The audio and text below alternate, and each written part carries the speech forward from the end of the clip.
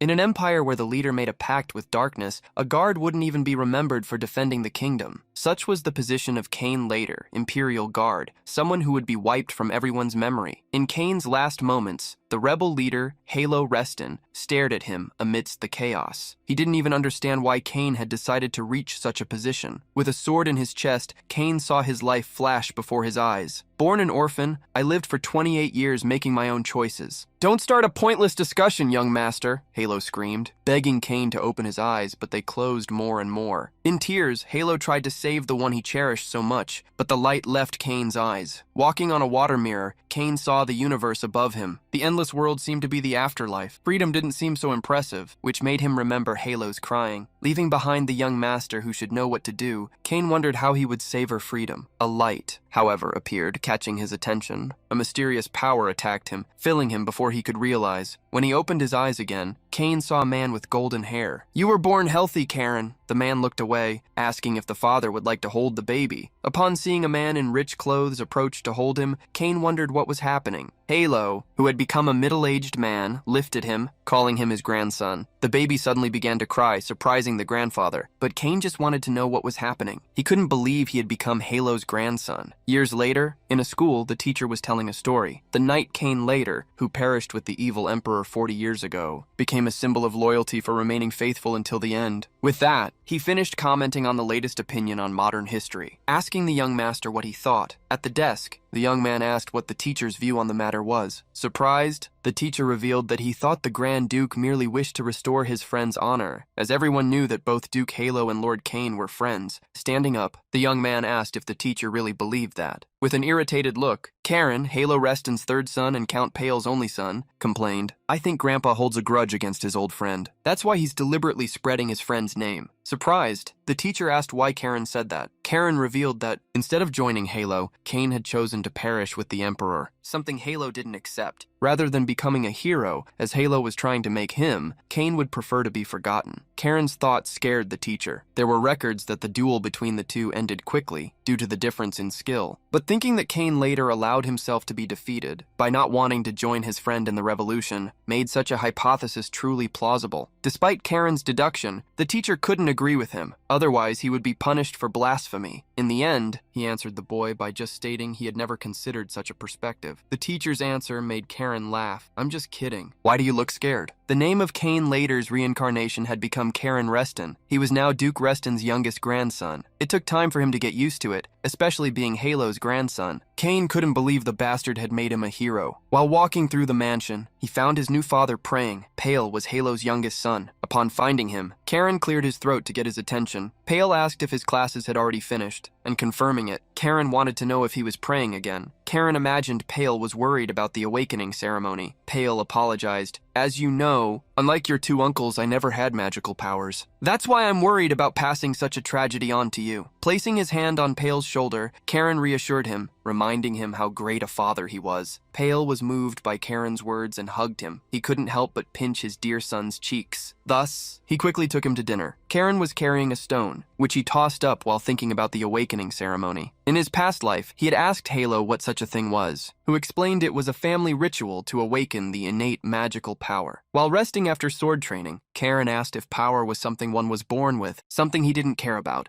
Yahello, however, explained that not everyone could awaken the power, and that if they didn't, they couldn't inherit the family. What excited Yahello was the legend that there was a secret power passed only to the head of the family. Curious, Cain had asked if that was like a treasure. Seeing Cain ask the question, Yahello wanted to know if he was interested, but Cain looked away, giving a half answer. Seeing his friend act proud, Yahello ended up laughing, which made him irritated. However, Yahello had an idea. "When I become the head of the family, I will teach you this special technique." The ritual to awaken magical power made Karen remember that day in the past. However, revealing a mysterious power, he showed that Pale didn't need to worry, as the magic awakening had already been done many years ago. In the kingdom, there was a large, busy structure. Inside it, a train was parked. For many, it was the first time seeing such a locomotive. Karen's mother revealed to the boy that many of the technologies used to build the train had been created thanks to Pale's sponsorship. Although Pale felt flattered, she insisted on the compliments. Karen recognized his father's achievements and showed how proud he was. That man hadn't awakened magic, but alone he possessed 30% of the Reston dukedom's finances. With an always good mother and a father devoted to the family, Kane saw in this life as Karen perfect parents. The train quickly left the station, and upon leaving the city, he was faced with a cloudy sky. Karen looked through the window at the clouds and noticed something. From there, he could see the main property of the Reston family. They were heading to the great fortress Blue Sea. He knew that a certain person was in the fortress. Yahello Reston, his former friend from his past life. Smiling maliciously, Karen wondered, "So what if you made me a great figure in history?" Pale suddenly woke up, surprised by the power that seemed to surge around his son. Letting slip his look of malice, Karen swore internally against Yahello. "I will definitely become the opposite of what you wanted to paint me as. I will ensure all your efforts are in vain. I will be the worst trash in Reston." Karen asked Yahello to wait for him, as his precious and future worst grandson was approaching. The train quickly approached the glass station. Upon descending, the guards and the butler greeted the third young master. Plumpale returned the greeting to Heinrich, who replied that he was well as always. The protagonist observed the so-called Sea Wave Knights. They seemed to have noticed that he had already awakened mana, something the knights in his family's territory hadn't perceived. It was a matter of time until Yahello heard about it. Although it didn't matter much to Karen, Heinrich led the way, guiding them to the palace. Upon arriving at the main residence, a maid told young Karen that the count asked him to wait while he greeted the elders. Looking at the reception room, Karen realized how large the place was. Observing the entire city through the window, he wondered if he should go to the library. However, at that moment, someone appeared behind him, mocking, "To the library as soon as you arrived? You really are what the rumors say, a bookworm, aren't you?" The young man before him mocked Pale, his uncle, for not having awakened, recommending that, just like his father, Karen try to make money among the commoners. A dark look came over Karen's face. His cousin released mana in his hands, irritated. "Do you want to fight? I'll show you what real mana is." However, with just a look, Karen pressured his cousin. "I didn't know there was a stray dog in the main mansion." Karen's cousin felt the enormous pressure of his mana. "When did you awaken magical power? My father never told me about this." Scoffing, Karen revealed that even his own father didn't know about it. Karen's cousin was surprised to hear him say they had a problem. Gritting his teeth with a smile, Karen pointed to himself. "We don't need two mad dogs here. I'm the one who will take on that role, so keep quiet, understood?" Karen's cousin became even more frightened, especially upon seeing him as a being of darkness, who laughed heartily. "Time for a good beating, cousin." In another room, Heinrich was telling everyone about the confirmation of Karen's awakening, recognized by the knights. Raphael, the family's second son, surprised by the secrecy of the information about the boy's awakening, asked Pale what he was planning. Head lowered, Pale revealed that he himself didn't know. Tales. The first son asked Raphael not to speculate, as it was normal for Pale not to notice his son's magical power awakening. Snorting, Raphael couldn't help but scoff. Pathetic. Suddenly, a servant entered the room, calling the butler in a hurry. He didn't even know how to explain the situation, which caught the attention of the three brothers. He only said 3 words. "The second young master." These words made Raphael stand up, pale. Quickly, understanding what had happened, tried to assert that there had been a misunderstanding. However, Raphael released his mana, running to check the situation. His eyes were filled with fury. He found his son passed out on the sofa in front of Karen. Karen, upon seeing his uncle, bowed slightly to greet him. Raphael, however, grabbed him. "How dare this ill-mannered brat? What do you think you are doing?" While Pale rushed to help his son, Karen only replied, "Cousin Leo insulted my father. If it was against your father, would you just stand there, uncle?" Irritated, Raphael shouted, claiming he was talking nonsense. Pale tried to stop his brother, but his mana was oppressive. "Shut up, Pale! This is only happening because you didn't know how to raise him." Before the situation worsened, the butler interrupted them. Calmly, Heinrich revealed that the family lord would judge the incident personally. Hastily, Pale retrieved his son from Raphael's hands. Putting Karen down, Pale checked if he was all right. At that moment, the butler began to guide everyone out. Sighing, Pale told his son that they also needed to go. Karen nodded, wondering what it would be like to meet Yahello after so long. The sun had already set. Sitting in front of the window, Yahello asked, "What is the reason for such an incident as soon as you arrived at the Blue Sea Fortress?" Pale stepped forward to explain, but Yahello interrupted him. "I didn't ask you. I want to hear the answer from your son." Knowing that he wouldn't do something that caused problems without considering the consequences, Yahello wanted to know the details of the story. Seeing Yahello act generously, wanting to hear him before punishing him, Karen spoke briefly. Cousin Leo insulted my father. Irritated, Raphael spoke up. Tell the truth. Yahello furiously banged on the table, ordering his second son to be silent, forcing him to apologize, stating that they could simply call Leo to confirm the story. Yahello asked the butler if his grandson's treatment had ended. When the butler left, Yahello revealed that that wasn't the only question he wanted to ask. Knowing that Yahello wanted to know how long he had been awakened, Karen revealed that it had been 3 years, which surprised his father and uncles. Yahello questioned why he had hidden the fact of his awakening. Still surprised, Karen said he only found out that it was magical power after reading a book. Curious, Yahello asked what happened next. Chuckling, the boy scratched his head. I wanted to keep it a secret. It's more fun that way, isn't it? Especially since the knights in the territory had no idea. Yahello asked the question once more. Just to be sure, the next moment a servant opened the door, announcing Leo's entry. The boy had bandages on his cheeks and a bandana over his eye. Immediately, Yahello questioned if Leo had insulted his uncle. Before Leo could answer, Karen lowered his head, feigning sadness. I'm sorry, grandfather. Even though Leo laughed at my father, calling him a vulgar man, obsessed with money as well as incompetent and arrogant, with no right to succession. Despite that, I shouldn't have attacked cousin Leo. Leo began to tremble, asserting he hadn't said all that. Snot ran from Leo's nose, who was immensely frightened upon seeing the mana secretly overflowing from Karen. Once again, Yahello asked the boy if what Karen said was true. Leo ended up confirming the story. Sighing, Yahello stated that he would postpone the punishment for both, as the awakening ceremony would be the next day. Thus, they were dismissed to rest in the mansion. Later, Yahello asked the butler what he thought of Pale's son. The butler wasn't sure, but showed interest in the boy. Yahello confirmed his curiosity. Not only had the boy awakened 3 years ago, but he had also hidden it from everyone. The funniest thing for Yahello was the boy's questioning about the level of the knights in Pale's territory, as if pointing out his negligence with his son's lands. The butler thought the lord was overthinking, but Yahello was sure that the boy was different from the others. Finishing a drink, he waited to discover more the next day. Standing up, he thought about the next day, curious to know if Karen would complete the awakening ceremony safely and what he would obtain then. Yahello's curiosity was as great as the darkness of the night. In the distance, in the forest surrounding the kingdom, something shone like the moonlight. Inside a spot in the forest, there was a small pillar where a stone with a symbol mysteriously glowed. On the night of the next day, something happened in the forest. A group from the Reston family entered the forest. Karen was accompanied by his grandfather, father, uncles, cousins, and the elders. Despite being retired, Karen still felt they were skilled. Due to the presence of his uncles and cousins, Karen imagined something important was about to happen. In a short time, the group reached the pillar where the stone was shining. Surprised, Karen recognized that stone, the Oath Stone. Facing it, Yahello stated that the awakening ceremony would begin. He explained that by passing through the crack opened by the Oath Stone, they would find a world of stones. He also said that the world shown by the Oath Stone was different for each person, and that the ceremony would end when they used the weapon obtained there to destroy that world. Listening to the story, Karen simply nodded. Yahello looked at Karen with interest and taking a pendant, brought it closer to the stone. The pendant and the stone resonated with each other as they approached. A power overflowed, rising to the skies. The pillar of energy illuminated the night, as well as the entire forest. Pale stood in front of his son, protecting him from the overflowing power. A portal had opened, and Yahello looked at Karen. Are you afraid? Worried, Pale asked if his son was really all right. Patting his father's hand, Karen reassured him. Remembering Yahello's instructions, he approached the portal with confidence. It will be easy, since destroying things has always been my job. Before the young man entered the portal, however, Yahello snorted. Overcome your fear, Karen. Confused by the advice, Karen passed through the portal. The protagonist reappeared in another world. He looked at the fire in front of him, recognizing the burning palace where the bodies of countless knights were scattered. Karen walked through the place until he looked up. Are you a being of darkness? A voice appeared in his ears. The blood that runs in your veins cannot be invaded by an inferior being. Overcome your fear and ascend the throne. What you desire is there. Karen opened the palace doors, entering, staring at the nostalgic place. He saw something on the throne, having protected that place with his comrades. Karen felt as if he were walking over them. The voice appeared once more. Child blessed by the cold northern sea, although your soul has lost its destiny, you have finally arrived here. In the name of the Blue Clan, I welcome you. Upon seeing the sword on the throne, the sword he recognized from his past life given to him by the Emperor, Karen was surprised. It was the demonic Sword of Ruin. The voice in the space ordered Karen to infuse his mana into the sword. The protagonist refused, as the Sword of Ruin would devour his soul. The voice, however, stated that the evil thoughts of the sword had already been extinguished by his grandfather. That was just a distorted form. It ordered one last time. Awaken your sword, young one. Only you can awaken it, Karen thought with his soul, with Kane's mind. If he could really touch the sword, he was afraid of going back to being the old man who had reaped countless lives. However, Halo's words appeared in his mind. Overcome your fear. Irritated that Halo was being overly kind, he discovered the true purpose of the awakening ceremony, to make the family heirs overcome their fears. Karen then touched the sword and held it firmly. In the boy's eyes, the sword's energy surged. Karen felt the sea embrace him, the blue clarity surrounding him. Before him was the sword of ruin, which was purifying his shadows. The voice of the Oath world did not know why the sword had found the young man in that way. The sword was originally the sword of the progenitor. Rael, the sword that Halo took, was also the progenitor's sword, but unlike his, the reason why that sword was not in the historical texts was because it possessed a different nature from the family. Trying to master the sword, Karen gnashed his teeth fiercely in a dispute of energies. With his eyes closed, he questioned the Oath voice about what was happening. The voice told him to hold on, as the mana inside the sword was being engraved onto his body. Karen felt the mana in his body become intense, an incredible effect provided by the sword. As soon as the sword ceased, he could perceive how incredible the blue mana was. Curious, he asked the true name of the sword. The voice revealed that the sword, which had eliminated countless beings of darkness and taken their powers, was the sword that everyone feared. Its existence had been erased from memories. The sword born from the deep sea of death, a completely somber place, was called Guillotine, the sword of execution. Learning the true name of the sword, Karen murmured to himself. The voice commented, "This sword, full of darkness, matches your destiny, boy." Curious, Karen asked the voice who it really was. Being part of the Blue clan, Karen imagined it could be the family's guardian, the Blue Dragon. The voice, however, stated that he didn't yet have the power to hear its true name, but that when he obtained it, he could find it in the Northern Sea. Curious, Karen asked how he would leave that world. The voice answered, questioning, "Shouldn't you already know?" Karen was surprised as the answer was so direct. Raising the sword, he brandished it forward. In the forest, everyone was waiting for Karen. Halo asked Pale not to worry so much. He knew it was difficult for the man to see his son walk a path he himself hadn't trodden. However, he warned Pale that this was all the more reason for him to compose himself. Suddenly, the Oath Stone began to tremble. Everyone was surprised, and Leo screamed, "The Oath Stone is breaking!" Halo was surprised to hear his grandson. The stone had shattered, and an oppressive energy was released. Halo didn't even know what was happening. Holding a sword, Karen reappeared in the forest after crossing the portal. "Did I really come back?" With an embarrassed look, he asked where the Oath Stone had gone. With diverse expressions, everyone stared at him. Surprised, Karen asked if the Oath Stone had broken. Pale put his hands on his head, worried, asking what his son had done. Karen scratched his head, not knowing what to say to his grandfather. Halo trembled in surprise as he looked at his grandson. He was staring at the sword Karen was holding. He recognized the guillotine, the sword of the ancestor Rael, the sword whose history had been erased, transmitted only orally to the family heads and elders. Halo didn't understand why the sword had appeared at that moment. He wondered if the time for the alliance was approaching. Worried, he asked if his grandson wasn't afraid of the sword. The boy holding it merely nodded calmly. Halo understood what had happened. He remembered that, long ago, the ancestors who failed to fulfill the alliance with the Blue Dragon to annihilate the beings of darkness left behind the Oath Stone as proof of the alliance, waiting for the one who would one day restore it. The Oath Stone shattering and the sword reappearing told Halo that Karen was the one who would succeed this alliance. Halo Reston suddenly raised his hand. "I declare that Karen, son of Pale, is a legitimate member of the Blue Sea Fortress, a direct descendant chosen by the guillotine, and possesses the right to inherit the spiritual sea style." Raphael was irritated to hear that the boy would inherit such a style. Tails stared at the boy and his father while thinking about the sword he had received. Believing he knew all the family's swords, Tails had never heard of that one. Just looking at it made Tails feel shivers down his spine. Although Pale's son was now treading a path his father never took, Tails swore he would never let the matter of succession be influenced by this variable. Stating that the awakening ceremony was over, Halo ordered everyone to return. Before they left, however, Raphael ran up to his brother, asking if he would just stand by and watch. Tails, however, stated that they would talk in private. Raphael knew that someone influenced by greed, besides his own abilities, must be feeling the crisis. Curious, he asked if his brother knew that sword. Shaking his head, Tails denied it. Irritated, Raphael released his mana. "I don't understand why this happened to Pale's son of all people." Tails, however, stated that what mattered now was that it wasn't the time to fight among themselves. A few days later, a group headed to the train station. Karen, however, would stay behind, which worried his father, but made the butler question, "Is there any safer place than the fortress?"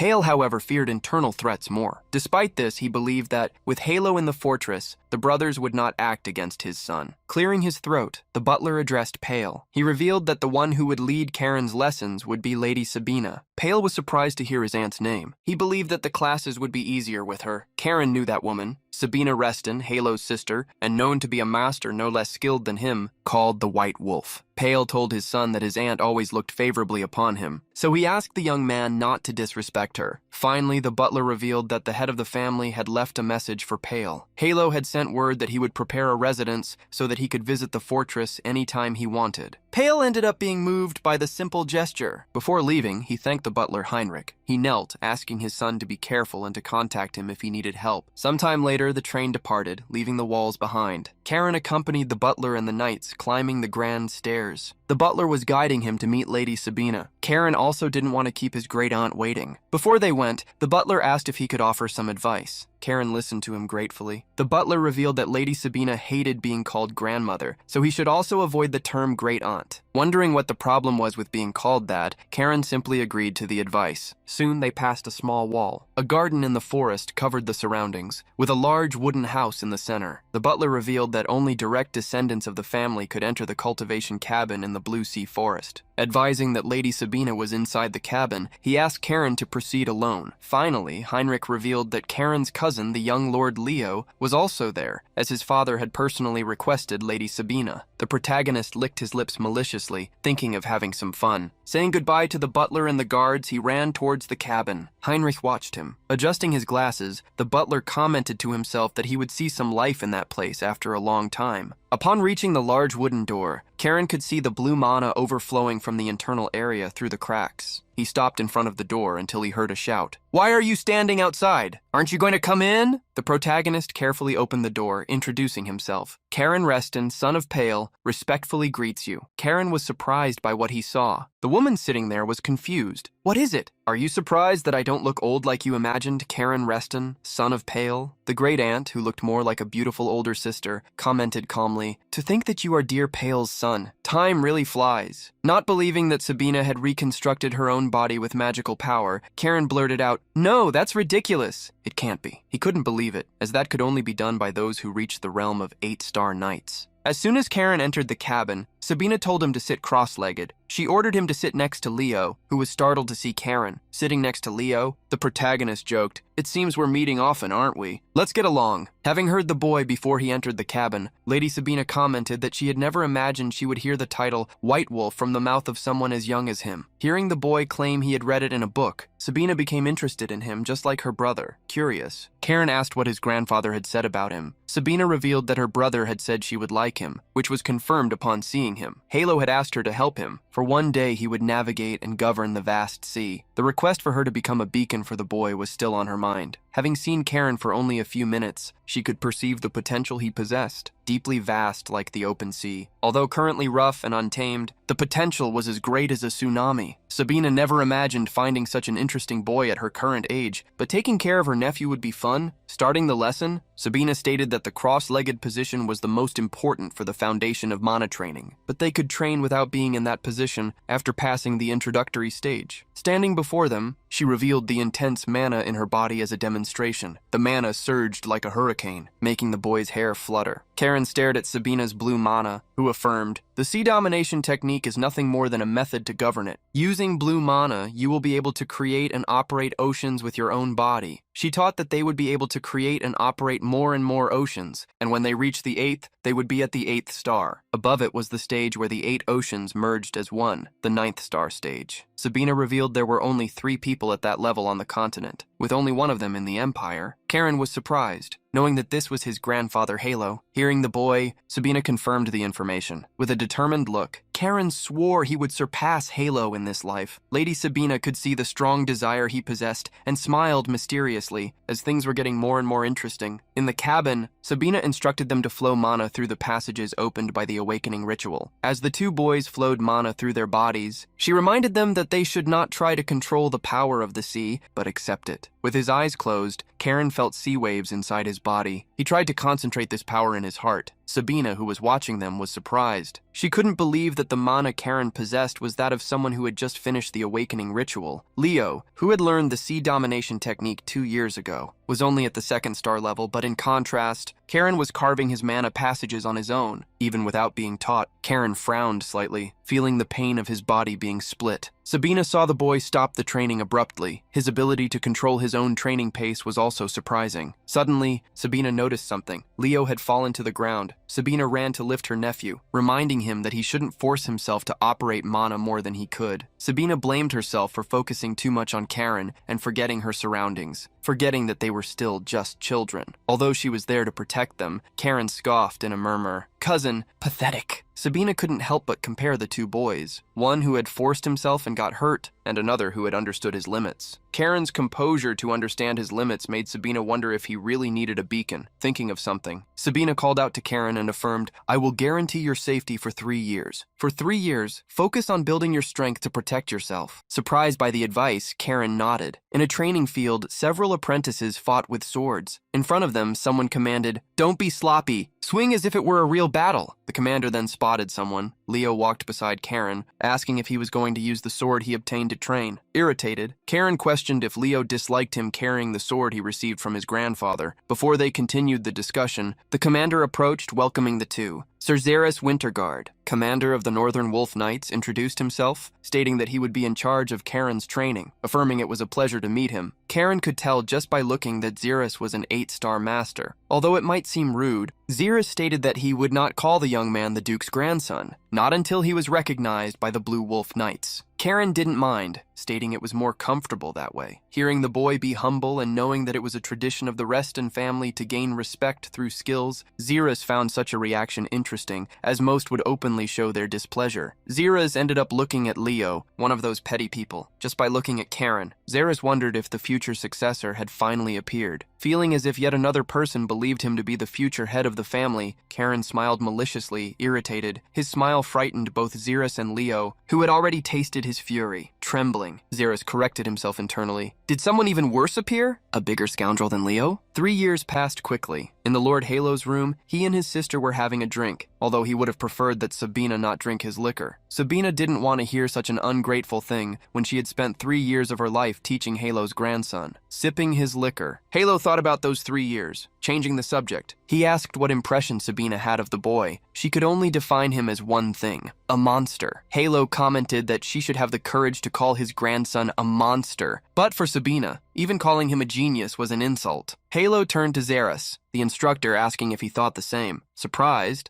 Xeris affirmed that he had the same opinion as Lady Sabina. In every aspect, physical abilities, innate talent, his attitude towards training, as well as courage. In addition to all that, I feel that he is superior even when compared to the first son and heir, who is said to be a genius. Surprised, Halo asked if Xeris was comparing him to Hugo, the first son of the Tails family, someone said to be the best within the Empire. Xeris confirmed his thoughts. Next to him, Sabina joked, "It will be a problem for the family not to manage the situation correctly, right, brother?" Halo didn't understand what she was talking about, but she explained, "Think about the influence Karen will have on the line of succession, what Karen will mean for your sons." Halo questioned if Sabina was saying that his sons would be a threat to their own nephew. Seeing her brother pour another drink, Sabina questioned him about what would happen if Karen's talent were known throughout the Empire. In her view, this would influence the decision of who should be the successor. Faced with his sister's words, Halo became worried. Changing the subject, Sabina asked, "Now that the Oathstone has been broken, is it the end of our family? The number of magical beasts crossing through the Northern Sea has been increasing." Halo immediately told her not to say absurd things and reminded her, "The one who breaks the stone will create a new one." This was the message passed down from generation to generation since the creation of the first Oathstone centuries ago. However, Sabina was hearing such a thing for the first time. The prophecy passed only among the family heads. Faced with the imminent era that was approaching, Sabina commented, "It seems the shoulders of the cute young boy will become heavier, won't they?" She asked when Halo would tell Karen about the matter. The Lord was waiting for the right time to arrive. In another residence, a letter had arrived for Pale. "Father, are you well? I want to apologize for not visiting you while I'm training. The weather's getting cold, please wear warm clothes. Recently, I mastered the 4th stance of the Jihei style and the 4th form of harang swordsmanship. As you instructed, I tried my best to get along with others, and I'm especially taking care of cousin Leo. Finally, Karen asked for a favor in the letter. My allowance ran out, so could you send me a little more money? Smiling awkwardly, Pale finished reading his son's letter. Putting the letter away, he commented to Heinrich how anxious he had been leaving his son at the Blue Sea Fortress 3 years ago. He was surprised by how well Karen had adapted. Heinrich couldn't help but comment on how the fortress was no longer calm thanks to the young man. Sighing, Pale recalled how he had often told his son that it wasn't good to stand out. However, for the butler, a gem would always shine. Changing the subject, Heinrich revealed that the situation might change from now on. Information about Karen could start to leak. Worried, Pale asked if Karen would be assigned a mission soon. Heinrich confirmed, revealing that he would accompany the Blue Wolves. Pale was worried about one thing, the fact that his brothers disliked Karen's growing influence in the fortress. Regarding this, the butler could only say one thing. Lady Sabina is very fond of Lord Karen. Pale thought it was normal, as Karen was her nephew. He remembered how Karen had mentioned his aunt in the letters over the past 3 years, but now, hearing it from Heinrich, he felt more assured. Satisfied, Pale felt that the monthly allowance he was sending was being well spent. Seeing how Pale even made jokes, Heinrich also felt relieved. A new worry arose for Pale when he remembered that Sabina would also be leaving the fortress. However, Heinrich reassured him. Lord Karen has formed a strong bond with the Blue Wave Knights in the Blue Sea Fortress. That is an irrelevant title, but it has reached the point where the Knights personally gave the young man a nickname. Smiling awkwardly, Pale commented that he had already heard about such a nickname, the young mad dog of the Blue Sea Fortress. In a distant area, constructions were erected until late afternoon. Near that place, a man was fighting with a wooden sword. Confronting him, Karen ended up breaking his own wooden sword due to the repetitive effort. The man heavily retreated, admitting defeat. However, Karen contradicted him. How could you simply distort the path of your sword and take the blow, Hans? Don't you remember that the harang sword is useless when dominated? You need to meet force with force. An adult like you cannot be so weak. Hans couldn't help but be impressed, as Karen was the only one who could criticize his strength, even though he was injured. For Karen, Hans had balloon muscles. The young man was being honest in saying that Hans was weak. Leaving the subject aside, Hans admitted feeling overwhelmed facing him without using magic. The previous year, the situation was quite different. In light of all this, Hans revealed that Karen might be assigned a mission soon. Hans said he heard that Cerzeris would decide the missions this time, instead of the family head in the capital. Although Hans was worried about the young man being sent to regions where beasts were appearing more frequently, Karen excitedly shouted to Leo, "Brother, did you hear that? We're going to be sent on a mission." Leo, however, didn't want to go on the same mission as Karen. Upset, he ended up losing focus and was reprimanded by his trainer. Getting back to focus, Leo tried to tell himself that when he completed the mission, his parents would praise him. In Pale's house, he revealed the reason for calling Heinrich, the letter sent by Karen. He held a small cloth bag, asking if the butler would like to see what was inside. As Heinrich took the bag, Pale revealed its origin. The feud inspectors discovered it in the wagon of a merchant coming from the barony of Bellis. As soon as he opened the bag, the butler's glove turned turquoise blue upon coming into contact with the powder inside. Pale confirmed Heinrich's surprise. There were narcotics there. It would be necessary to investigate the barony of Bellis. Affirming the smell of the substance, Heinrich agreed. Later that night, the train arrived at the capital of the Blue Fortress. A mysterious man got off the train, observing the fortress in the distance. The full moon illuminated. The blue sky of the fortress surrounded by the forest guards were constantly keeping vigil over the fortress. Young man with a bottle in his hand was hiding from these. Guards each recognized the effort to obtain that whiskey. It's always a thrill to mess with Xeris's collection. Even having reincarnated, Karen couldn't forget the taste of liquor. Suddenly, he saw a face he had never seen before, accompanying a man through the fortress. The man showed concern. Is Duke Reston really absent? It's an urgent matter. But the employee accompanying him confirmed that the Duke had gone to the capital. The employee was surprised to see Karen, who asked what brought the man to the fortress so late. Karen discovered that this was Baron Rohan from House Bellis, who had urgent business. Rohan looked at Karen, wondering if he was the son of the third prince who had been removed from the line of succession. Remembering the young man's name and that he had awakened magic. Unlike his father, Rohan Bellis introduced himself. Karen affirmed that he would listen to Rohan, which surprised the employee, who thought it better to send him to the commander of the knights, who was taking care of the fortress. Worried Rohan the most in the situation was the young man carrying a bottle of liquor. Remembering how a baron would normally send an attorney, but had come to the fortress personally, Karen imagined that the matter was truly urgent. so it would be more appropriate for a noble to receive him. Understanding Karen's reasoning, the employee bowed slightly, stating that he would inform Xeris separately. Analyzing the situation, Rohan could see that the boy was not just a troublemaker, as his political judgment was impressive despite being so young, even though he was carrying a bottle of liquor. While still wondering if drinking so young was allowed in the Reston family, Rohan followed Karen. The two met in an office house, where Karen listened to the story. So, to summarize, the problem is that the group of bandits has settled in the eastern mountains of the barony, right? And since they appeared, narcotics have started circulating and commoners have disappeared to be sold? Rohan confirmed the story. As the barony's lands were poor and without royal experts, they hadn't been able to form a proper army in the last year to respond to the bandit threat. Unable to deal with the matter, Rohan revealed that his own father had led a small group of soldiers to attack the bandits. But instead of succeeding, they suffered great losses. And even his father was injured in the battle, being bedridden ever since. He blamed himself for being incompetent. Suddenly, Karen placed the bottle of liquor on the table. With a deep voice, he roared, "Bastards like that deserve to be swept out of the kingdom." Calmly, Karen stated there was something he didn't understand. Even with weak military power, bandits shouldn't be able to deal with a common army, even without confirmed information. Rohan revealed that they suspected they were deserters from the southern kingdom, which was at war. The protagonist analyzed the situation. Without space in the north, it would be normal for a fugitive army to create public order problems wherever they appeared. For Karen, the theory of the bandits being deserters was the most plausible. Changing the subject, Karen held the bottle of liquor. "The weather isn't very good. Would you like a drink?" Filling the glass, Karen revealed that, although Rohan didn't know, the barony was close to the territory where his father resided. This was a situation he couldn't ignore. Hearing the young man affirm that he would like to help personally, Rohan thanked him, accepting the liquor. As soon as he took a sip, the boy warned him, "This liquor was taken from Sir Xeris' collection, so keep it a secret." Rohan was startled when Xeris himself appeared at the door. "Didn't we agree that you would stop touching my liquors?" Rohan hastily stood up, apologizing. However, Xeris didn't blame him, as he couldn't know about the origin of the liquor. Changing the subject, Xeris commented on the bandit problem. Rohan confirmed the problem, stating that this was the reason for his visit to the fortress, to ask for reinforcements. While thinking about how to help, Xeris remembered Karen drinking and took the glass from his hand. He also apologized to the Baron for showing such discourtesy. Xeris reassured the Baron, stating that the fortress would not turn its back on an old comrade in trouble. This made Rohan more relieved. Thus, Xeris announced that he would soon organize troops to dispatch them to the Bellis barony. The moment Xeris announced what they would do, Karen asked, "Sir Xeris, let me go." Xeris didn't want to take the risk. However, the conversation between the two surprised Rohan, as the young man didn't seem to be more than 13 years old. Xeris acknowledged that he had reached the 3rd-star realm in 3 years, but reminded him that a real battle was a completely different world. With a look of regret, Karen warned that overprotection wasn't good. However, Xeris didn't want to send him to run the risk of fighting against enemies whose size, strength, and base were unknown. Since that was the thought, Karen asked, "What if I make an offer you can't refuse?" Both Xeris and Rohan were curious. The next day, Leo couldn't understand why he had been called. Karen tried to cheer him up, as it was their first mission. Xeris felt he had been tricked. He couldn't understand how Karen had brought Lady Sabina into the situation. Seeing the lady he loved being with the cute nephews, Xeris thought it might be a good opportunity for them to have a reliable guardian accompanying them. Seeing how Lady Sabina had agreed to allow Leo to go on the mission, Xeris believed that she was also satisfied with the result of his training. Even seeing that only Lady Sabina, the White Empress, would be in charge of the situation, Rohan wondered if it was okay for her to go with just the 2 boys. He was afraid of having to be responsible if anything happened to Duke Halo's grandsons. Seeing the Baron's fear, Xeris reassured him. He stated that with Lady Sabina along with the boys, nothing would happen to them. Upon hearing Xeris, Sabina corrected him. "Unless the boys face a serious danger to their lives, I don't plan to intervene." Both Rohan Bellis and Leo himself were startled to hear Lady Sabina. Even knowing that Sabina trusted the boys, Xeris thought her judgment was too much. Sabina, however, revealed that there was a reason for not wanting to intervene. Sighing, Xeris nodded, understanding her will. With the time for them to depart approaching, Xeris ordered them to board the train. Leo gnashed his teeth with a certain fear. Seeing the boy's nervousness, Sabina reassured him. "Feeling nervous is normal, but think of this as a chance to prove that the hard work of the last 3 years was worth it. A chance to be recognized as a member of the Blue Wolves." The young man was surprised by Sabina's instruction, but soon nodded. Scoffing, Karen asked, "Do you always need someone encouraging you, brother?" Upon entering the train, Karen guided his cousin to find their seats. Head bowed, Leo felt the pressure. The moment when he would need to prove himself was approaching. The train station announced, "The magic train departing from the Blue Sea Fortress, heading to the Bellis barony, is departing.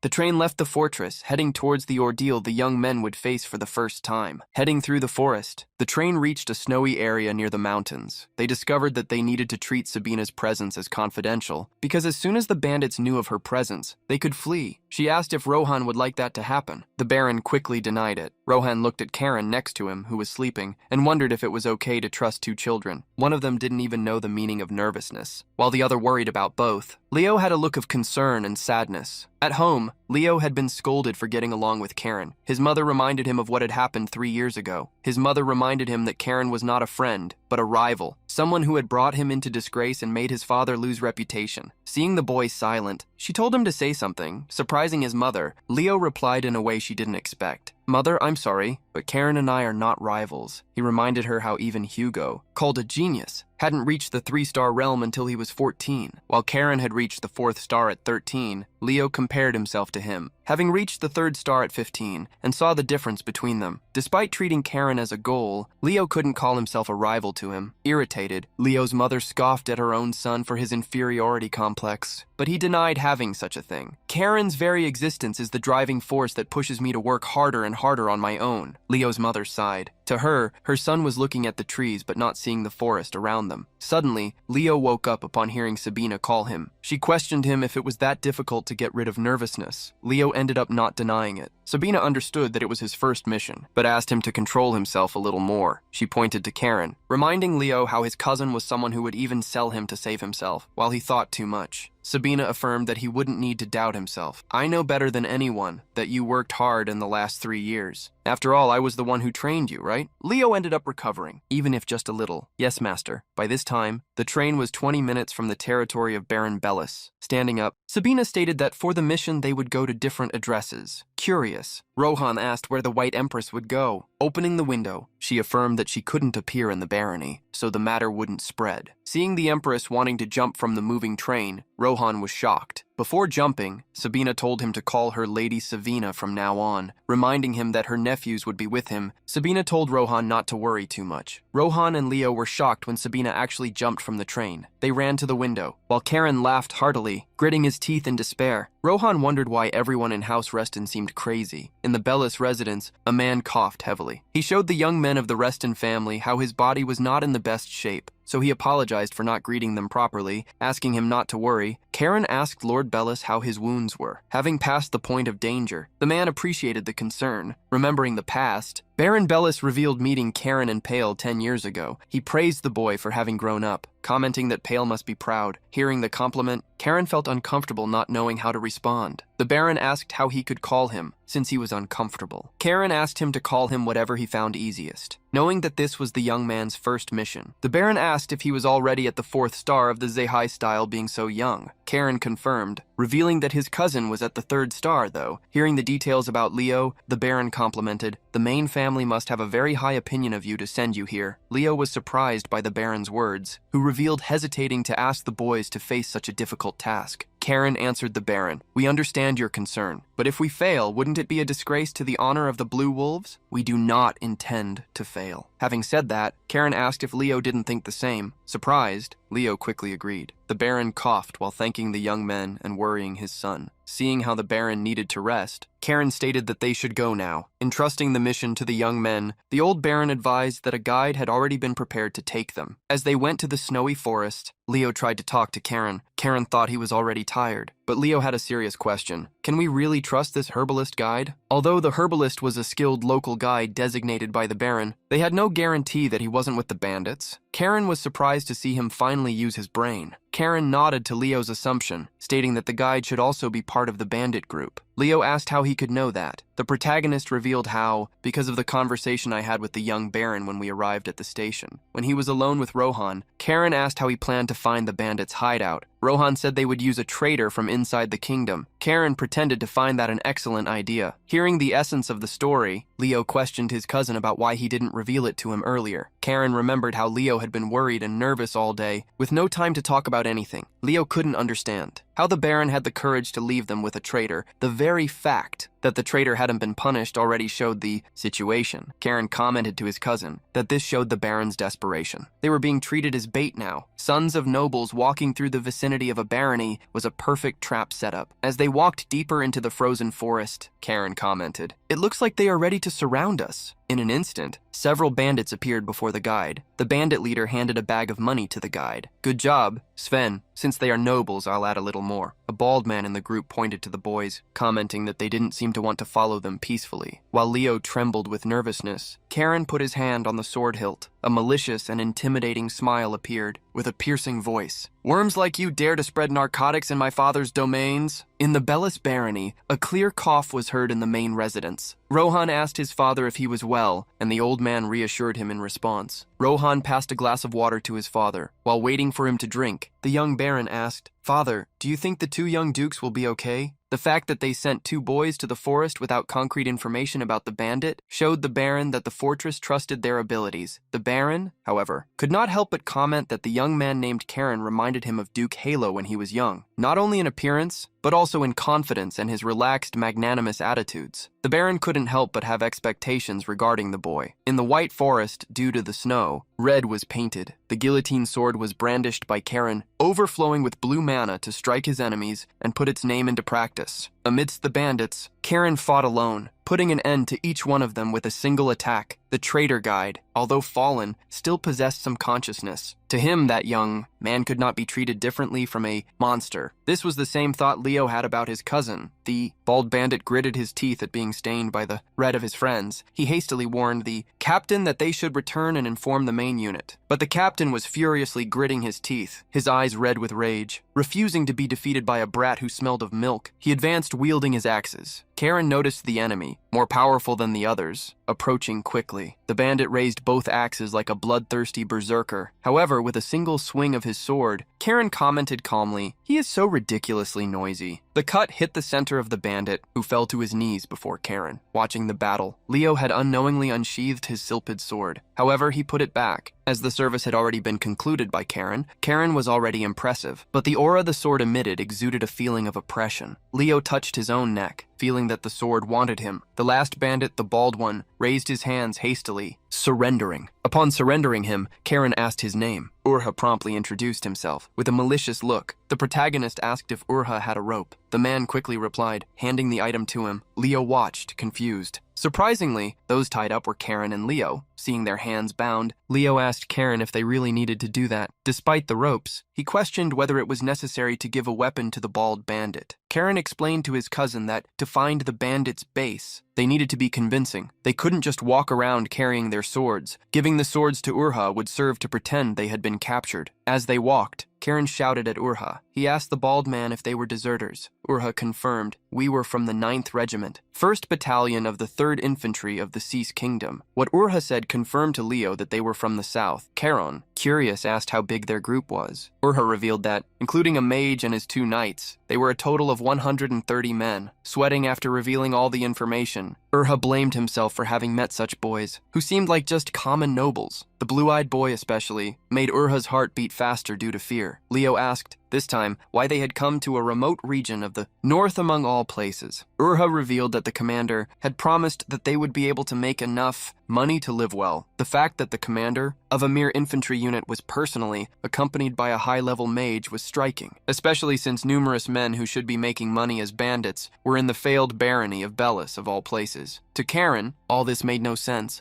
Upon arriving at an area, Urha stopped, warning the boys that they were close to the camp. Karen, however, wanted to be sure with his own eyes. Guarding the camp, a bandit saw Urha return. From the watchtower, he shouted, "Did you bring guests, Urha?" The bald man promptly told him to shut up. However, the man in the tower asked where the others were. Next to him, another questioned whose swords Urha was carrying. With an irritated voice, Urha replied, "Can't you see? I captured these noble brats. Don't look at them because they are mine." The rest of the companions are chasing the guards who were with them and managed to escape. With Urha's request, one of the guards in the watchtower ordered the gates opened. When Urha entered through the wooden walls, some companions asked if he would be happy to be praised by the chief for the first time. Others in the corner complained, stating that Urha could have brought the brats to the camp later, already irritated by the situation. Urha kept telling them to shut up. Meanwhile, Karen followed him, observing the surroundings. Karen felt the calmness in Urha, but above that, he felt a great power coming from somewhere. Urha suddenly began to shiver while sweating. Karen realized that the guillotine sword itself was reacting. Leo approached his cousin. Further ahead, they could see crows tied to wooden posts. Surprised to see them, they were even more shocked to realize that in the middle of the posts, there was a red magic circle that used the sacrifices for black magic conjuration. From the magic circle, a dark energy began to rise. Karen hastily told Urha to cut the ropes and hand him the sword. Holding the guillotine, the protagonist ordered Leo to take his own sword. Karen knew they would need them very soon. Before Leo could understand what Karen was saying, skeletons appeared, summoned from the magic circle. Urha was startled to see the monsters. At least a dozen skeletons with swords and shields emerged from the magic circle. A voice echoed, laughing, "The guests went to the magic circle on their own? What a blessing." In the surrounding houses, several men with bows and arrows pointed at Karen and Leo. Amidst them was the captain, who looked at the young nobles with contempt. Karen looked around, but there was no sign of the dark mage. He was probably hiding while maintaining the conjuration. Suddenly, Karen raised the sword, pointing it at Urha. "If you attack us, I will attack him too. Is that all right with you?" Karen commanded the actions, startling Leo to see that he had completely abandoned the honor of the nobles. Faced with the threat, the bandit leader fell silent, surprised to see a noble using a hostage, when he should be the most honorable of all. Karen lightly pressed the sword against Urha and asked the bandits if they really needed to be honorable. Losing the argument, the bandit leader changed the tone of the conversation. "You are amusing, but you are wrong. A worthless hostage is useless. This bald man is worth nothing. Do what you want with him." Urha was surprised by the chief's shout. Seeing how useless Urha was, Karen cursed him, making him apologize. Surrounded, Leo asked Karen if he had a plan, smiling. The protagonist confirmed and revealed, "All we need to do is take down their commander." Upon seeing the blue mana, the bandit leader was surprised. Karen made a request to Leo. "Cousin, I'll leave the skeletons to you." Leo didn't understand the request, but upon seeing Karen violently overflowing with blue mana, he realized that he wanted to defeat the bandit commander personally. Like the flow of a river, Karen advanced. Leo shouted for him, but a skeleton attacked him. Reacting quickly, Leo blocked the enemy's axe while wondering what his cousin was doing. He didn't believe he could handle so many skeleton soldiers alone. Seeing the boy advance, the bandit leader ordered the archers to shoot. However, Karen was already too close. Activating the third style of the harang sword, a wave-shaped cut hit the archers next to the captain, making them drop their bows and their own arms. Karen jumped towards the captain, who cursed him, bothered by the bandit's noise. Karen brandished the sword. The cut appeared like a sharp wave, tearing the enemy's glove. The man fell to his knees on the ground, screaming in pain. Karen warned him, stating that he should have attacked sooner. Remembering that the Blue Sea Fortress did not have the strength to face other territories, the bandit asked why they were there. Karen did not mind hiding it. "The barony is close to my father's territory, but don't worry, you will live. You will be taken to the fortress." From where he was, Karen saw Leo dealing well with the skeletons and complimented him. Leo's sea wave sword crushed the skeletons before Karen's eyes. Suddenly, the bandit leader scoffed. "Do you think you will leave here safely?" Snorting, Karen asked his name. The bandit revealed himself to be Michael Knox. As soon as he heard the name, Karen attacked his knee to prevent him from walking. Michael screamed in pain, which made the archers aiming at Karen pull the bowstrings even further. Karen laughed, pushing the sword. "Order your men to lower their bows." Michael hastily obeyed, overcome by fear of the boy. He couldn't believe he had lost to 2 boys, but he awaited the arrival of other people. Some they wouldn't be able to deal with. Even being members of House Reston, Karen, however, could see in Michael's eyes that he was planning something. He knew the bandit was counting on the mage who had summoned the skeletons. Scoffing, Karen asked if he really thought Reston would send only 2 children. As soon as Leo defeated the skeletons, an explosion echoed at the camp entrance. The gate had been knocked down. Entering the camp, a woman was carrying someone by the hair. Sabina was carrying the captured mage, or at least his head. As soon as she entered the camp, Sabina called out to Karen and Leo, "You lost the most crucial evidence. You failed the mission." Irritated, Karen took it out on Michael with a kick, throwing Michael down the stairs. He asked Sabina if she had liked the method she used. Sabina gave them credit for the strategy to enter the camp. The intelligence matched someone from House Reston. However, she reminded them that she would deduct some points for having thought of using a hostage. While what was left of the mage and Michael met, Karen approached, being questioned by Sabina about why he chose to use a hostage plot. The protagonist revealed wanting to attack where they least expected it. No one would imagine that nobles would take hostages. Surprised, Urha agreed with Karen, he himself not understanding the reason. With everything unfolding that way, Sabina couldn't help but comment, "Karen, I've never seen you like this. A complete lunatic." Smiling, the protagonist simply thanked her. Looking at the bandit leader, Sabina stated that they would return to the fortress. As she had questions to ask, Upon hearing Sabina's orders, Michael Knox realized he was in much bigger trouble than he had imagined, as all the Restons were crazy. A guard found a prison and shouted, "Over here!" Two men appeared at the door, looking for their family members. A girl who had been kidnapped spotted her father. In tears, they reunited, the father apologizing for not having been able to protect his daughter Isabel. Karen observed Urha next to him. He could perceive that the former knight and now bandit felt guilty. Karen, however, joked, reminding him that it was too early for that, as he would go to the barony prison along with his companions. He would be taken along with the bandit captain to the Blue Sea Fortress. Sabina questioned Caron if it was okay not to tie up the bald man. The young man thought it was all right for now. They would need help to transport the other bandits to the Blue Sea Fortress anyway. Despite leaving Urha untied, Karen advised him not to lower his guard. Suddenly, one of the people approached, asking if Urha would also be punished. The protagonist agreed, reminding the villagers that Urha was also considered a bandit. One of the men, however, said words that mitigated Urha's sentence, revealing that he had taken care of everyone while they were imprisoned, and even secretly brought medicine to the sick, or given food to the hungry. As many asked for mercy, Sabina asked Karen what he thought. The protagonist thought for a moment and stated that he could consider leniency, as Urha had also guided them to the hideout. The ex-bandit felt touched and swore, "I will be loyal to you for the rest of my life, young master." Leo, who was on the second floor, called Karen to take a look at something. The protagonist became curious and followed his cousin with Urha. Upon entering a room, he was faced with numerous barrels where a light could be seen. Checking the inside of one of the barrels, he discovered countless magic stones. When the bandits were taken to the city, tied up by the hands, the villagers shouted words of justice. "Perish in prison, damn bandits!" As everyone was happy, Leo commented that the young baron would probably receive them with a banquet. However, he felt as if Karen wasn't even listening to him. Karen was thinking about the magic stones, the real reason why the group of bandits was hidden in a remote and insignificant place. The baron's family probably didn't even know there was a magic stone mine in the territory. Although he didn't know the quality of the stones, the mere existence of the mine was enough to attract attention. Seeing the malicious look on Karen's face, Leo wondered what his cousin was planning. As they walked, Sabina saw the young baron approach. Accompanied by guards, the baron welcomed the trio. While his men took the prisoners away, Sabina showed the bandit leader on Urha's shoulder and stated that they would be taking him to the fortress. The young baron didn't mind this. Before they left, the young baron wanted to say something to Sabina, but she stated that she was only there as a guardian, so he should talk to the boys, addressing them. Rohan revealed that he had prepared a modest banquet, inviting them to participate. Surprisingly, Karen stated that they needed to return to the Blue Sea Fortress immediately, so they could talk later. Rohan was surprised, as he still needed to discuss the payment for the mission. As the territory was currently in bad conditions, Rohan revealed not having the money at the moment and asked for a deferral. At that moment, the malicious look appeared on Karen's face. The protagonist then commented, "I was wondering why the bandits chose to stay in the Bellis Barony. The barony is in a remote area with no local spices. It is literally an isolated village, isn't it?" Rohan tried to endure the insults to his territory as best he could. Having ridiculed the place, Karen showed a magic stone what the bandits were looking for. When questioned if he was aware of their existence, Rohan revealed never having seen them, nor even imagined the existence of a mine in his territory. Imagining such a thing, Karen decided to make a proposal to the young baron. "How about developing the mine in conjunction with the Blue Sea Fortress? We will add the condition that the fortress will provide the initial capital, in addition to the security forces." Surprised, Rohan wondered if the boy understood what he was saying. Even setting aside the development of the mine, the cost of storage, in addition to the maintenance of the guards, would be immense. However, having someone like the Reston family participating in the barony's mine would also benefit them. The young baron was surprised to imagine that Karen had already foreseen and calculated all the possibilities. However, the fact that he was negotiating on behalf of the family was the most surprising. Stating that he had to report on the agreement beforehand, Karen declared that if the project was approved, the Blue Wolf Knights would be stationed in the territory. Thus, the economic and security problems of the place would be solved. Having heard Karen's proposal, Rohan sighed, asking how they would divide the mine's shares. Karen, however, got rid of that responsibility. "You will need to discuss that with my father. A child like me is not qualified to talk about financial details in business after all." Agreeing with Karen, Rohan affirmed that he would also talk to his own father. Having heard the whole negotiation, Sabina snorted, although she seemed satisfied. Later, as they headed to the train station, Karen asked Sabina why she had said that things could have gotten complicated in the bandits' hideout. Remembering the matter, she raised a bag with something round inside, because of this guy here. Surprised, Leo asked if she was talking about the dark mage she had defeated. Sabina revealed that he was not a common mage. Crossing her arms, she told the details. His name is Ted Delaharda, a Class 2 wanted man within the Empire, and a 6th Circle mage. Karen was surprised by the mage's level. Sabina was worried about the fact that a Class 2 fugitive was running freely within the Empire with southern deserters, while Karen and Leo were busy with small enough fish not to notice the most important part, reminding the boys that they would only get stronger by fighting powerful people. She instructed them by saying that if they had defeated the mage first, they wouldn't have wasted time with the small fish. Therefore, the mission was considered a failure. Having revealed the mission's assessment, she told Karen to keep those points in mind. The moment Leo felt left out, Sabina addressed him. As soon as he heard his name, Leo looked at the master. Sabina unexpectedly praised him. "You were better than I expected. It must have been your first time facing undeads, right? You should have a little more confidence." Hearing the encouraging words, Leo stood at attention, nodding positively. Later that night, Lord Yahello returned to the Blue Sea Fortress. A butler was already waiting for him, welcoming him. Yahello asked if anything was different. Heinrich revealed that the knights sent to the west had returned. In addition, Karen and Leo were returning from the mission in the Bellis Barony, accompanied by Lady Sabina. As soon as Heinrich reported the events, an employee rushed towards the lord. He was carrying a parchment, a letter from the imperial palace. Yahello was confused, as the emperor had said nothing before he left the capital. Upon opening the parchment, Yahello's eyes widened in surprise. Unexpectedly, the emperor had invited Karen, who was still returning to the Blue Sea Fortress, to travel to the capital. The train soon arrived at the Blue Sea Fortress. Carrying Michael on his shoulder, Urha disembarked. While Urha was impressed by the size of the fortress, Michael tried to convince him. "Do you really believe what the boy said? You're going to be thrown in prison too. If we want to survive, we need to take advantage of the moment when the guards are distracted." Urha listened carefully to Michael's words and punished him, shutting him up with a punch. Karen and Leo watched Urha show that he wouldn't believe the words of someone who called him useless. Suddenly, someone arrived at the station complaining about the noise. Pale crouched down to check on his son. While greeting his Aunt Sabina, he revealed that he had been summoned because what his son had done in Baron Bellis's domain had become a headache. Leo suddenly bowed, greeting Pale. "How have you been, uncle?" Smiling, Pale commented that he had heard that Leo had also excelled in the Baron's lands. "Your older brother must have heard about it too. He must certainly be pleased with you." Upon hearing about his father, Leo became awkward to respond. Since everyone must be tired, Pale suggested they proceed to the fortress. Staying behind with Pale, Sabina asked if he knew anything, as the Empire's situation seemed unstable. With a brief analysis, Pale revealed the powerful families are rapidly uniting, centered on Duke Salmon and Marquis Diaz. He revealed that his father, Yahello, planned to meet with various families in the capital to understand the situation. He even canceled everything after talking to the Emperor and failing to get satisfactory results. Duke Salmon and Marquis Diaz, the same men who overthrew the tyrannical emperor, elevated the current emperor to the throne and now hold the real power in the kingdom. The reason for Sabina's brother to retreat after the fall of the former emperor was because he judged that it would be best for the empire. However, a betrayal seemed to be underway. Sabina sighed, commenting to Pale about what seemed to be the end of an era of peace. Since the family also planned to start moving, Sabina commented that what Pale's son had done could bring them great benefits. With a reasonable pretext, they could now place family troops in other lands to expand their influence. Sabina praised Pale's son for achieving something so advantageous at the perfect time. Pale didn't feel complimented by his aunt's comments and didn't know how to react, but she reminded him that the compliments weren't for him. Soon, another person arrived to receive the boys. Zeras praised the work they did, crushing a gang of deserters. When Karen pointed to the man carried by Urha, stating that he was the leader, Zeras affirmed that he would interrogate him. "I will extract every last drop of information while he is still breathing." "Sir Karen," Hans pointed to the man carrying the bandit leader. Curious about his identity, Karen startled Urha by saying, "He is also a bandit. You can take him." But saying that Urha was an informant, he asked them to treat him well and release him later, as he was thinking of using him as a personal servant. Having decided this, Karen prepared to return to the fortress with Leo, but Zeras stopped them, stating that the mission was not over yet. Zeras told them what they needed to do. "You need to fill out a report. This is part of the mission and improves future performance." Karen asked if they would need to write the report separately, but Zeras stated that they could write it together. Hearing this, Karen left the written work to Leo. Since he himself had done most of the heavy lifting, Leo tried to ask if it wouldn't be faster if they wrote it together. However, pulling his cousin closer, Karen whispered, "Think carefully. As soon as the report is delivered, your father will read it too, right? This means we should boost your achievements in the report. This is your chance to gain his support." Zeras watched the two boys murmur to each other. Ignoring their plans, Zeras told Hans to take the prisoners to the cells. Zeras was startled when Sabina suddenly threw a bag at him. "Here is another wanted man. She also stated that she would let the boys take care of the report that was supposed to be done by her. Karen said goodbye to Leo. Following another path, Leo was curious to know where he was going. Karen revealed wanting to go to the Ether Training Hall, the place he could use now that he had reached the 4th star. Xeris was impressed to see Karen go straight to the training hall upon returning from the mission. It was unbelievable that the boy was only 13 years old. In a room in the fortress, Yahello summoned some people, even though it was late at night. He wanted to report what he discovered in the subjugation of the monsters that were appearing more frequently. In the presence of his sons and the butler, Yahello told Heinrich to also summon the captain of the knights, Xeris, entered the room carrying a box. Yahello revealed that inside, there was a piece of leather from a monster that appeared on the plains of the western firmament. As soon as he opened the box, a dark energy overflowed from the leather, an energy that, according to him, was not merely strong, but the dark ether energy of the tyrannical emperor. Upon hearing such a name, the three brothers were surprised, each exhibiting a different reaction. The most surprised, Pale, reminded his father that the tyrannical emperor had been defeated a long time ago. For Yahello, there were two possibilities. Either a remnant will of the tyrannical emperor still existed, or he himself was still alive. Before drawing conclusions, Yahello revealed that the matter of what happened in the Bellis barony reached the emperor's ears. Pale was surprised to hear from his father that Karen had been summoned to the capital, but stating that he would not send Karen alone. Yahello decided to send both Leo and the Sea Wave Knights with him. First, however, he asked for Pale's opinion. Yahello would not send the boy by force. Worried, one of the brothers asked if this wouldn't cause problems. Yahello denied it, because Karen was still just a child. Besides, he wanted to hear exactly what kind of agreement had been made with the son of Baron Bellis. Karen, who was in mana training, would be called by Xeris. Karen was training in a cabin in the forest. Sitting on the floor, he made mana flow through his body until he felt a presence. When did you arrive? Xeris revealed that he had arrived not long ago, commenting that he had heard that the only one who could enter there without being immediate family was Xeris himself. Karen stated that he didn't remember him entering at any moment, so he asked if there was something urgent. Xeris nodded, stating that the boy would soon have to go to the capital. The news was a surprise to Karen, who heard from Xeris that the family head was summoning him to the council to tell him the details. Karen followed Xeris to Yahello's office. An employee opened the door, announcing the arrival. Calling the boy into the room, Yahello asked for confirmation if he had completed the first mission. Upon hearing the confirmation, Yahello stated that he wanted to hear about what happened in the Bellis barony. You do not yet have the right to represent our house in negotiations, so why did you act independently with the Bellis family? Karen waited to finish hearing not a compliment, but a complaint. His grandfather questioned him. Did you never imagine that your arrogant behavior could be discourteous to the Bellis family? Karen replied firmly, no, I merely proposed an agreement to the Bellis barony. He accepted my proposal willingly. At that moment, I judged that there was something much more important than the formal etiquette of nobles. Yahello was curious to know what the boy had thought and what could be more important than courtesy. Karen answered without hesitation, the honor of the family. Everyone looked at the boy, and even Yahello was surprised. Considering the value of the agreement, Yahello expected the boy to be boasting about his own achievements, but instead, he was putting the benefits the family would receive first. In Yahello's view, the boy's tact was excellent. Raphael couldn't help but look at Karen with a frown. Karen noticed both Raphael's gaze and the caution in Tails. Yahello put an end to the matter. The agreement you achieved will be of great benefit to our house. I will let Pale handle the negotiations. There is no problem with a father shining with the merits of his son. Pale was excited to receive the honor, stating that he would depart for the Bellis barony at dawn. Yahello moved on to the next subject, the Emperor's letter. The Emperor wanted Karen in the capital. As the news had reached him, Xeris had told Karen that, even before Yahello returned to the fortress, the Emperor had already sent the letter, which showed the throne's intelligence network. However, in Karen's eyes, the current emperor was just a puppet. The information network must be managed by the factions of the noble families. Yahello stared at his grandson for a moment before stating that he could choose not to go to the capital if he wished. He expected his grandson to already know what it meant to go there. For Yahello, the noble houses would want to confirm the boy's identity. Therefore, it would be smarter not to draw attention, avoiding going to the capital. Pale knew that his father didn't need to give Karen the right to choose, so he wondered why he did. Karen, however, replied differently. Of course I'll go. I'll even be able to see my maternal grandfather, who is in the palace, after a long time. However, Karen asked if he would go alone, since Leo had also participated in the mission. The comment caught Tails' attention. Yahello agreed with Karen, stating that Leo would go with him if he accepted, as well as Hans's squad that would escort him. With a surprised expression, Karen asked if they really needed an escort, having his other grandfather in the palace. Frowning, Yahello warned him not to deceive himself. They are not being assigned because you are special, but because we don't know what trouble you will cause. In shock, Karen ended up nodding. Thus, it was announced that Karen would depart in in 3 days. The next day, a meeting took place in the Bellis territory. The negotiations were being signed. Present were the young Baron Bellis, Karen, Leo, and Pale. Confused, Pale asked the young Baron if his father was aware of the terms. Rohan nodded, stating that his father had agreed. Pale reminded him that the mine would be given 80% to Reston and only 20% to Bellis. With the price of crystal stones, even a small difference would form a large sum. But nonetheless, Rohan was ceding 10 of the 20%. To Karen and Leo, Pale couldn't understand the reason for such an unfavorable decision. He found the retribution for the boys quite excessive. That's why he believed there was a reason for Rohan, who graduated from the Imperial Academy, to make such a decision. Rohan didn't even try to hide it. It's to gain the sympathy of Karen and Leo, the two young wolves. Rohan meant to say that he was basically investing in the two boys who would one day lead the Blue Sea Fortress. Seeing the confidence Rohan had in the boys' talent, Pale understood the decision. Baron Bellis truly has a good son to have such sharp vision. When it was time to hear the boys' opinions, Leo looked at Karen and saw him smile with malice. Karen spoke on behalf of both. "We gladly accept. We will continue to build a strong bond from now on." In the end, the bond between the great house Reston and the small Bellis barony was formed. Upon returning to the railway, Leo asked Karen how they would divide the portion of the revenue they obtained. The protagonist answered mercilessly, "Obviously, I will take 9% and you will take 1%. Shocked, Leo questioned why he would take the largest share. Karen put his arm over Leo's shoulder, questioning him with a clenched fist. "Haven't we been getting along so well? How can you refuse?" Afraid, Leo quickly accepted. Pale observed his son and nephew so close. He ended up smiling because they were getting along well, when in the past they constantly fought. Despite Pale's happiness, he didn't know what the little rascal of a son was doing. Upon returning to the fortress, Leo heard the news that he would be going to the capital, and he was still surprised. Karen told him not to be nervous, but Leo couldn't help it, as they would be meeting the Emperor. Changing the subject, Leo blushed. "We'll go to parties too, right?" "I heard there are many beautiful women in the capital, Deacus." Suddenly, Sabina appeared at the window with a bottle of drink. Deacus is truly a fun place. Many strong people are there. Sabina treated it as a great experience for the boys. Looking around the room, Sabina didn't find any wine to celebrate. Karen seemed to be hiding something, claiming they only had water glasses. Upon picking up the glass, Sabina, however, stated that anything served to pour wine. While throwing a glass to Leo and another to Karen, Sabina revealed her surprise to discover that Leo also drank. Leo put all the blame on Karen, but he had already become an accomplice. Sabina filled their glasses. "Since it's being served by your master, there's no reason to hesitate." Sabina praised the way the two handled the situation. Placing the bottle on the table, Sabina commented, however, 3 years have passed since I made my promise. It's a bit disappointing, but I won't see the chaos you will cause in the capital." Sabina seemed sad as she spoke. Leo was practically crying when he commented that he had heard that his aunt was going to the Northern Sea. He was worried that they wouldn't see each other again. Sabina scoffed at Leo upon hearing him. "With such sentimentality, will you really be able to talk to a woman in the capital?" Sabina smiled with the corner of her mouth, recommending that when Leo went to parties, he shouldn't go with Karen. She told the reason. "Considering the appearance, talent, and good tongue he possesses, can't you imagine what will happen?" Leo could already see all the women around Karen. He put his trembling hands on his cousin's shoulders. "Karen, don't ruin my chances of getting married." Furious due to Leo's imagination, Karen cursed him. Sabina interrupted the fight, calling them to continue drinking. In another room, Yahello was also drinking liquor. Pale knocked on the door, announcing his presence. As soon as he approached, he bowed, asking if he had been summoned. Yahello commented that he had heard about the negotiations. He was surprised by the shares that Karen and Leo had received. Pale commented that he had seen how the Baron's opinion seemed to have been reflected in the actions, since he himself called it an investment. Yahello, in the end, thought the situation had been good. Receiving a reward was never bad. Serving a drink, Yahello stated that he would leave the matters about Bellis for Pale to manage. Pale thanked him for the opportunity, as well as the drink. However, he knew that another subject was coming. Yahello went straight to the point, reminding Pale how the Emperor had never summoned anyone other than him. Yahello treated the invitation to Karen as quite unusual. He revealed to his son how, in the private audience, he could see the Emperor's fearful look. Yahello felt that the Emperor feared he would also overthrow him, as he did with the tyrannical Emperor. This gave indications that someone else was exerting some influence. Pale asked the Lord if he was talking about politics, Considering the whole situation in the capital, Pale questioned if he shouldn't have refused the Emperor's request. He didn't understand why Yahello didn't. Yahello heard Pale question the reason and frowned, before revealing, surprising his son. I want to know what Karen is capable of. Karen had been chosen by the ancestral sword guillotine. This meant that the boy was destined to be at the center of the family, whether Pale liked it or not. He would inevitably face external forces, countless threats. If he is going to bear the future of our family on his shoulders, he must be able to withstand this. Finishing his drink, Yahello asked if Pale was worried. In response, Pale drank the entire drink in one go. Yahello's gaze lifted to his son, who replied, "Father, I trust my son." The answer was surprising to Yahello. However, he sighed, repeating the phrase, "A good answer." The next day, in front of the fortress, Sabina chose a horse. Zeres approached her, asking if she wouldn't say goodbye to the young masters. Zeres ended up surprised by the answer. "Last night, we shared a drink for a good time." Zeres understood that such liquor must be one from his collection. Since the boys would be busy with the trip, Sabina also didn't want to get in the way. Mounting her horse, Sabina said goodbye. Before leaving, Sabina came across someone at one of the highest windows. Karen nodded in farewell to his great-aunt, saying goodbye to Zeres once more. Sabina made the horse depart arrogantly. Karen watched Sabina leave for the Northern Sea, the land where she felt at home, and a place she invited him to go someday. The letter Sabina left for him had been simple. Frowning, Karen imagined that his uncles would start moving soon. Since Sabina had departed, Karen suddenly heard someone's voice. Tails had approached, stating the obvious, "Your aunt is gone too." Karen had spotted the tiger leaving the cage. In front of the station, carriages carried the luggage prepared by the chief butler. Seeing how many things were being organized, Karen asked Zeres if they really needed so much fuss. Zeres affirmed that yes, since they would be meeting the Emperor as representatives of the family. What irritated Karen the most was the presence of Hans's squad, said by Zeres to be there to protect them. Hans corrected him, stating that they were there to prevent the two from causing trouble. Hans's provocation really irritated Karen. That morning, upon meeting Tails, Karen greeted him, ignoring the comment about Sabina. Tails asked Karen if they were going to the capital and, unexpectedly, asked if he could ask a favor. "I hope you don't behave in the capital the same way you did in the fortress." Tails's request revealed to Karen that he had been watching him over the years, stating that there were many enemies in the capital who targeted the family. He warned him, "If you give them an excuse to do something, I will personally punish you." Faced with his uncle's threat, Karen just smiled. "Thank you for the wise words. I will definitely do the right thing." Tails ignored the fearless response. "Good, then return safely." Karen watched Tails walk away and smiled maliciously. Does he think he scares me with the status of first prince? "I'm going to make that arrogant expression contort in pain. Just wait, Tails." The preparations for the trip were concluded, and the magic train prepared to leave the station. While Karen threatened not to spare Hans if he caused trouble, someone ran towards them. Urha approached, scratching his bald head. He thanked Karen for the new chance given to him. Karen startled him, however. "The reason I'm taking you to the capital is actually to throw you in prison there. I told you not to let your guard down, didn't I?" Hans received a message on the communicator pearl, authorizing the boarding of the train. He relayed the message to Zeres while Karen continued to provoke Urha. Zeres asked the boys once again not to cause trouble, looking especially at Karen. Having warned them, they prepared to board. However, Karen was interrupted once more. Pale ran towards his son. Karen was surprised to discover that his father was at the fortress. Tired, Pale said that Yahello had summoned him. Changing the subject, Pale stated that he wanted to see him one last time. Pale didn't understand why Karen's maternal grandfather wanted to see him so much. Karen also wanted to see him, however. He commented that he hoped the Emperor had many gifts prepared. Pale looked fondly at his son. Placing his hand on Karen's shoulder, Pale asked, "Please return safely." Finally, he asked his son not to cause too much trouble, which irritated him as everyone asked him that. In an office, Tails watched from the window. He waited for the train to leave. Thanks to loyal employees, he discovered that the second prince's wife was making plans in the capital. However, he didn't want to get involved in the matter. The train left the fortress. As soon as the journey began, Karen asked how long it would take. Hans commented that they would travel for 6 hours, going straight to the autonomous territory of Thebe. Leo was excited to hear about the territory where commoners elected their governor through elections, a place where commerce and industries were more developed. Karen pointed out the important thing, remembering that this was the place where most of the empire's money circulated. Hans reminded him of the reason. There was class equality in Thebe, because of their influence in the capital. Karen, however, remembered reading that servants who escaped from tyrannical lords fled to the territory of Thebe. Hans revealed that sometimes Thebe sent large requests to the Reston Knights Order, which surprised the protagonist. Karen became interested in the kingdom of Thebe, deciding to visit it when he had time. As they began to enter the territory, Karen decided to sneak there when the agendas were fulfilled. Leo got excited and decided he would go with him. Suddenly, Karen felt something. The guillotine sword was reacting and releasing.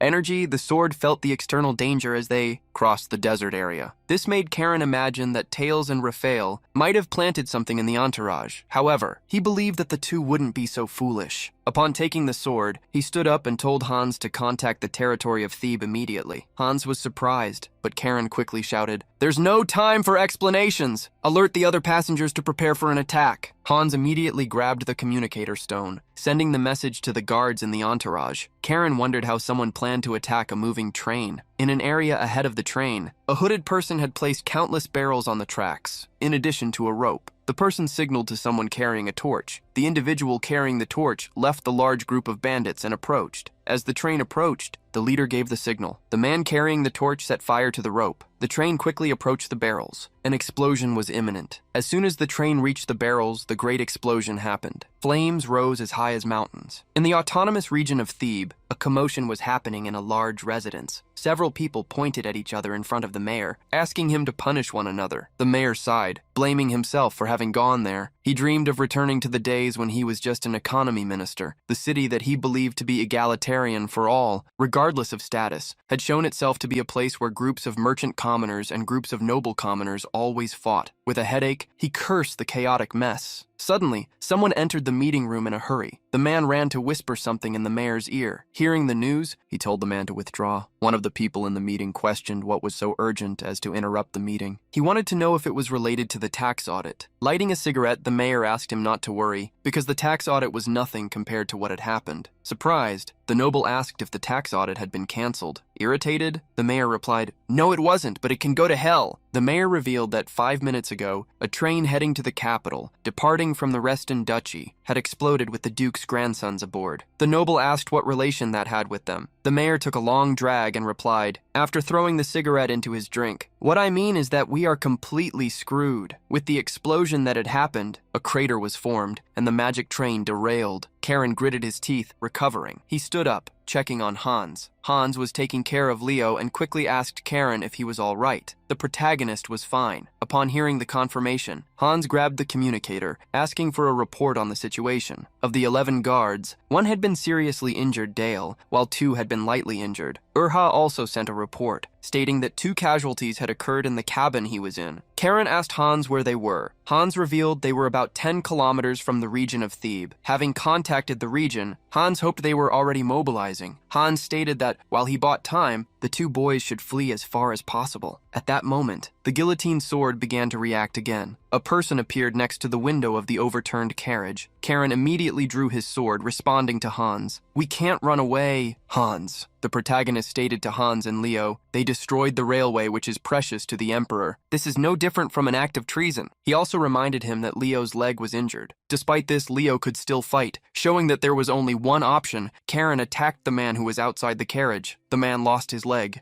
Karen, with a malicious look, had a good view of him through the window. While attacking the first traitor, he shouted, "Let's finish all of them!" The leader of the hooded bandits frowned upon seeing his subordinate attacked. Upon leaving the carriage with Leo and Hans, Karen spotted more enemies than he had imagined. At the same time, the squad of knights exited the carriage, stepping in front of the boys to protect them. Hans could see that those men were skilled fighters, at least in rank 3. Their leader, however, was in rank 6. From behind the mask, he ordered, "Karen Reston, abandon your weapon and surrender." That was a voice distorted by magic. The bandit leader drew daggers, stating that if Karen surrendered, everyone else could go. The protagonist smiled upon seeing that the bandit's goal was to capture him alive. "Hans, do you know what this means?" Hans was surprised as he understood what Karen was planning. Carrying the guillotine in his hands, Karen advanced. "They can't do anything against my life, but I can against theirs." Hans slapped his own face. While shouting for the squad to protect Karen, the protagonist had already reached the first bandit. With extreme malice,